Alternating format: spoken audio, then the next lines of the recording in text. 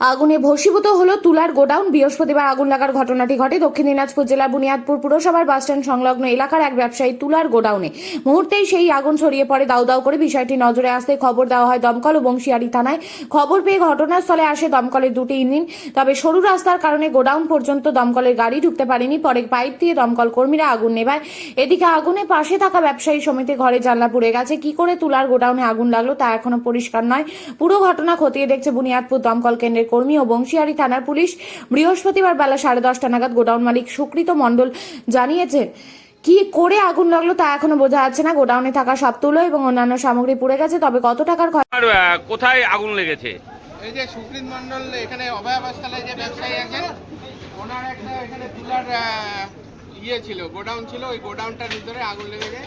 লেগে পাশে এই ব্যবসায়ী সমিতির উপরে জানলা টানলাগুলো সব পুড়ে গেছে।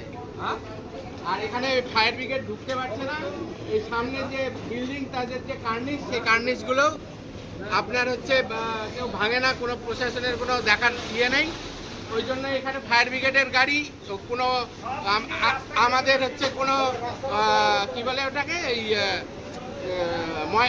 ময়লা তোলার যে বড় গাড়িগুলো পায়খানা ট্যাঙ্কি থেকে জল তুলে, ওগুলো পর্যন্ত ঢুকতে পারে না এই কার্নিশের এই গলিটার সামনের মুখটার জন্য।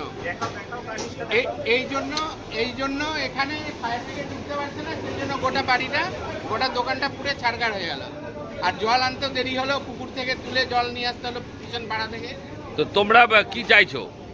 আমরা চাইছি যে এখানে ফায়ার ব্রিগেড ঢোকার জন্য এই রাস্তাটা সামনেটা মুখটা চড়া করতে, তার জন্য প্রশাসনের যা করা উচিত সেটা করার।